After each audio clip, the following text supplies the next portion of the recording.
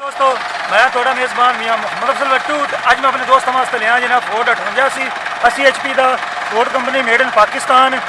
इसकी परफॉर्मेंस की वीडियो बनाने लगे जो चापर से फिर उन्होंने को पूछांगे भी एक ट्राली का कितना किराया लेंदे पे ने ते ट्रैक्टर का चेक करेंगे ट्रैक्टर धुआं मारदा नहीं मारदा किस तरीके इसकी परफॉर्मेंस है। तो अब ठीक चेक कर लो जगबीत 742 मेड इन इंडिया मेरा ख्याल है।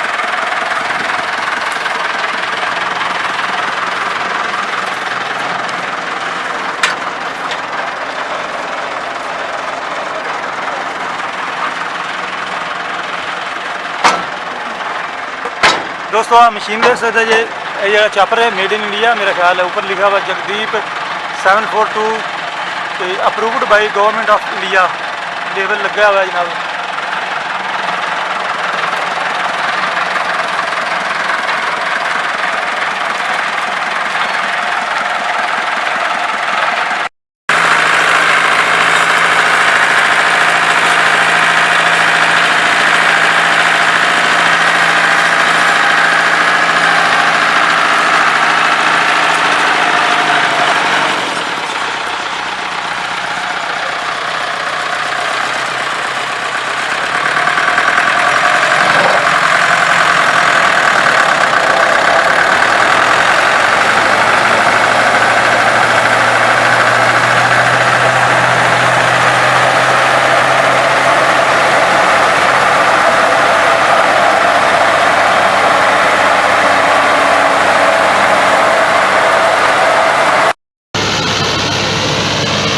जो मोड़ मुड़े उस वक्त उसने धुआं बहाया है।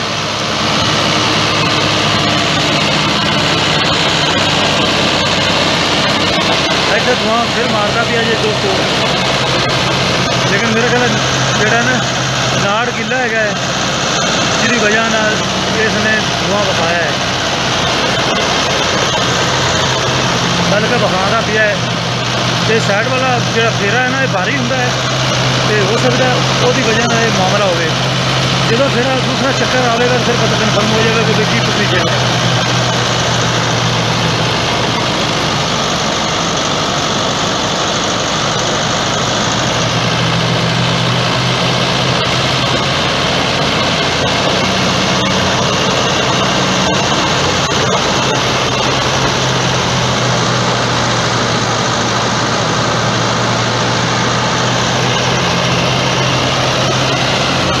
दोस्तों जो मैनू लगता भी है ना फोर्ड के चक्कर ज़्यादा इन्होंने जोड़े पुली है ना एक पिछली ये कोई ना मेरे ख्याल 10 इंच अगर 12 इंच की है तो 2 इंच कोई भी पुली पाई हुई है जी मेन तू इन चक्कर देंदी पई है वो अगर 2 इंच छोटी पाई जाए ना तो फिर PTO के चक्कर बिल्कुल पूरे हो जाते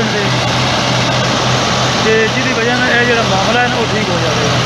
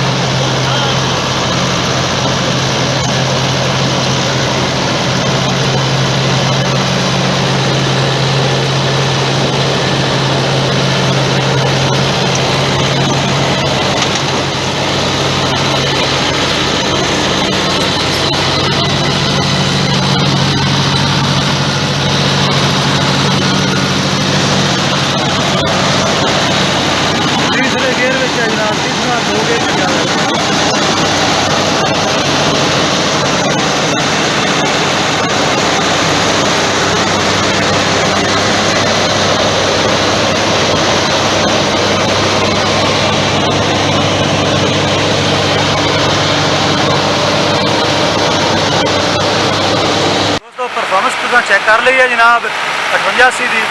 तो जो कन्नी वाला फेरा लै गया ना कन्नी से उस वक्त इन्हें धुआं बखाया तो हम बिल्कुल धुआं को नहीं बखाता पिया एक तो चलाता पाया तीसरे लोहे से। बाकी जो इस जो ट्रैक्टर फोर्ड देना जो PTO के चक्कर वो दूसरे ट्रैक्टर में ज़्यादा रहे। अगर थोड़ी जी आल्टेशन कर लवन 2 इंच कोई थोड़ी छोटी पा लवन पिछले चापर की तो हो सकता फिर माड़ा मोटा जो धुआं हो सकते हैं बखाया वो भी ना बखा दे।